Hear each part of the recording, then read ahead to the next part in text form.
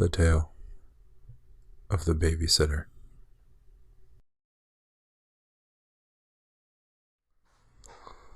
When I dropped out of school, it wasn't easy to find work.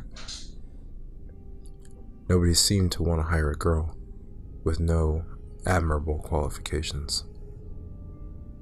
I was tired of applying for jobs advertised in newspapers and on the internet without receiving any replies. One day, I spotted an ad for a job that was not so tempting, but I really needed the money. The ad said they were looking for a live-in babysitter to take care of their 3 young children. It said no qualifications necessary.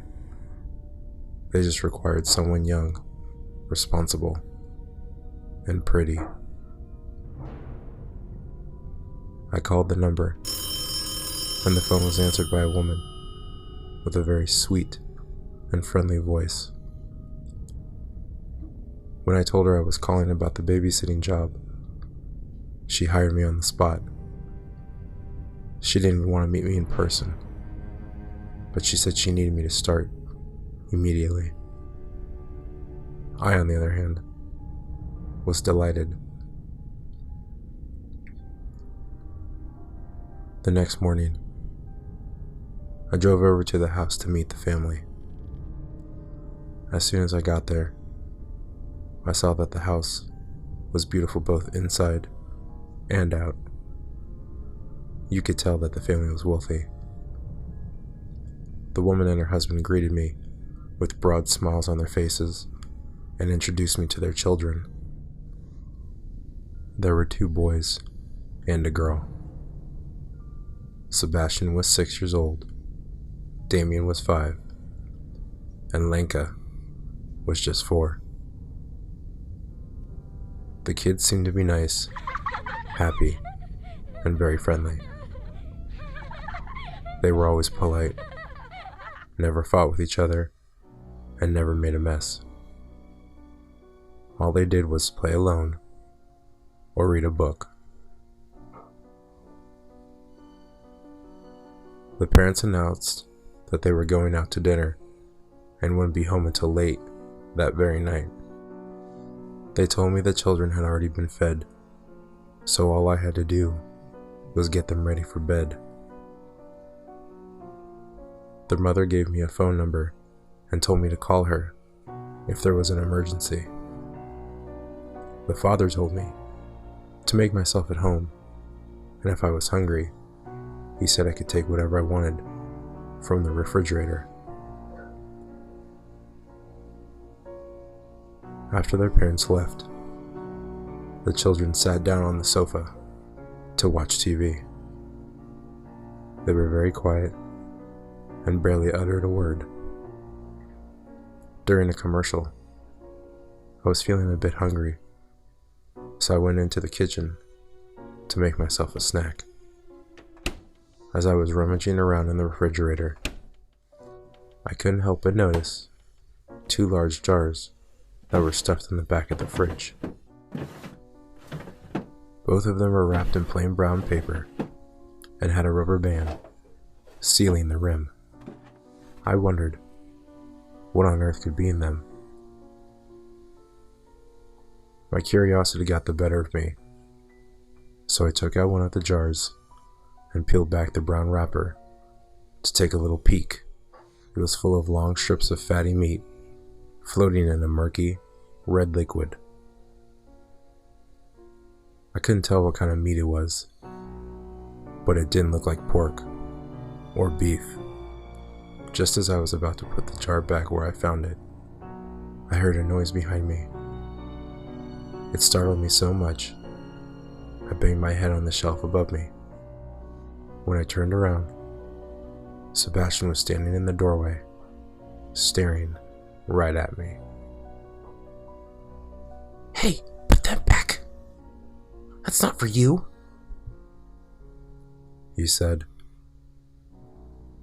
The look in his eyes and the tone of his voice sent chills down my spine. "Sorry, I was just looking for something to eat, I muttered. Sebastian didn't reply. He just stood there, staring at me. I placed the jar back in the refrigerator and shut the door immediately.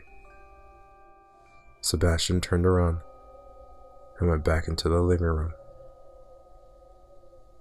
I had lost my appetite, so I went and joined the children in the living room and watched cartoons with them.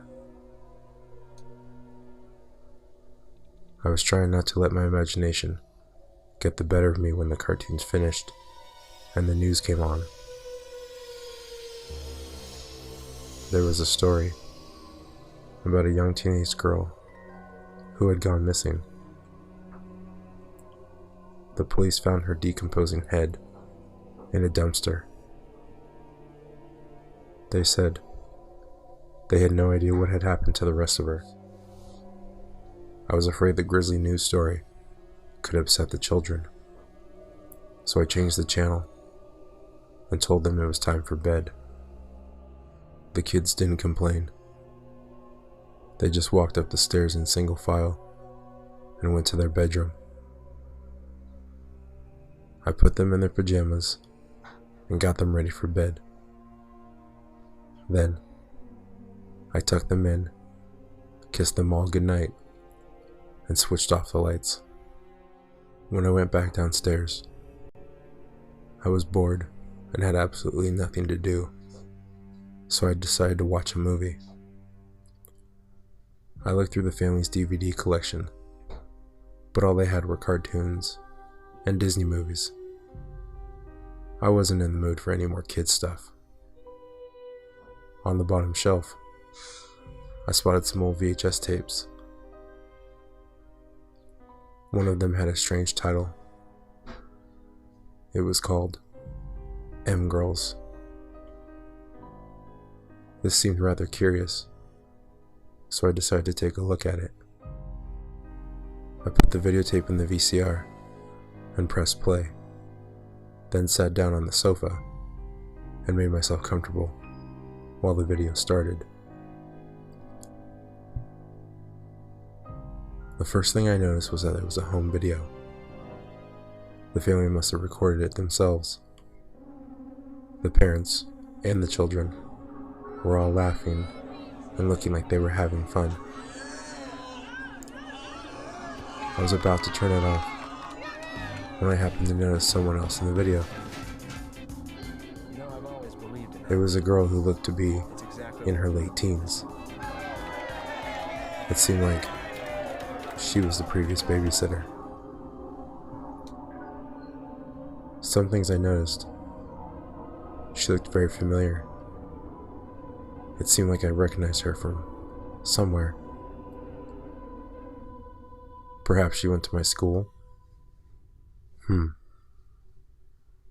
Then, it finally hit me.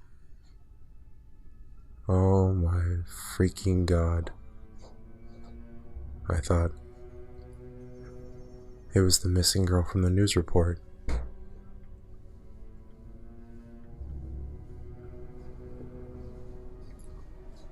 My hands were shaking. My whole body was trembling. I just wanted to get out as fast as I could. I jumped out of my seat, ejected the video, and put it back in its case. Then I remembered the jars in the refrigerator. I had to see what was in those jars. With a shudder, I went to the kitchen and opened the refrigerator. Maybe I'm just overreacting. Maybe I'm thinking crazy. That's what I told myself. I reached and took out the second jar. Peeling back the brown paper wrapper, I could see long pale chunks of meat and strips of fat floating in that red liquid.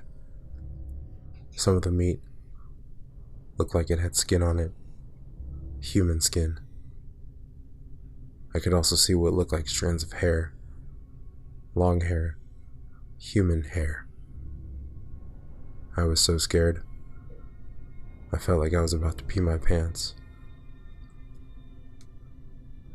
I ripped off the rubber band that was sealing the jar and peered inside. There, an eyeball, staring back at me. Horrified, I dropped the jar, and it smashed all over the kitchen floor. I ran to the living room, put on my jacket, grabbed the videotape, and stuffed it into my pocket.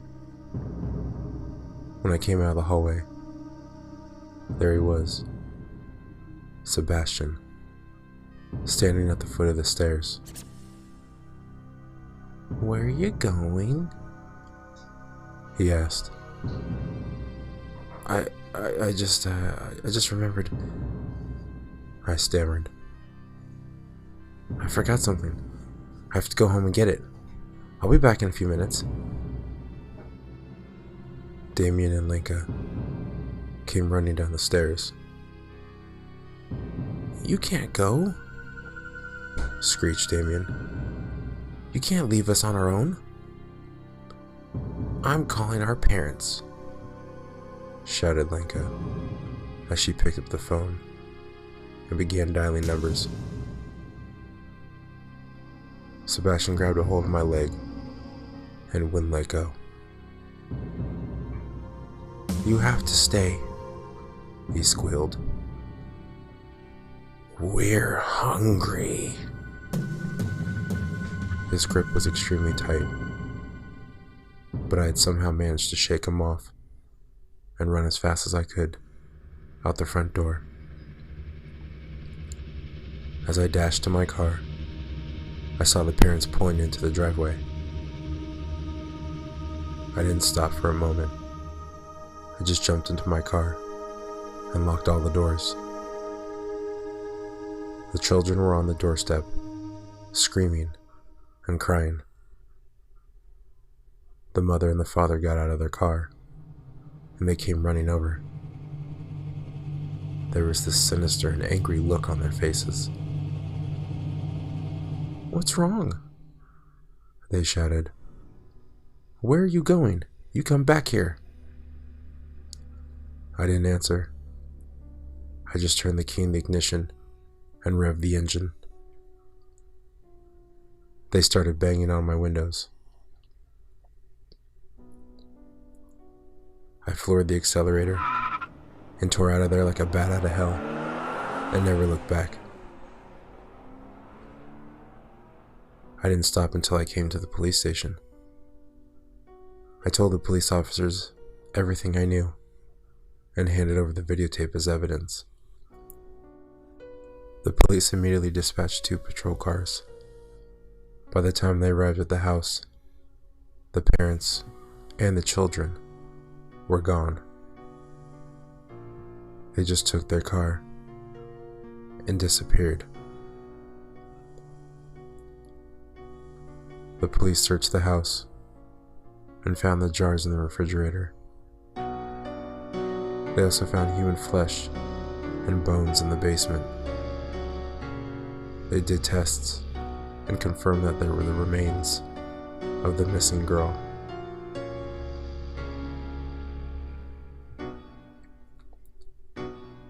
They never did manage to track down the parents or the children. They're still out there somewhere, probably living under a different name, probably still on the hunt for new victims.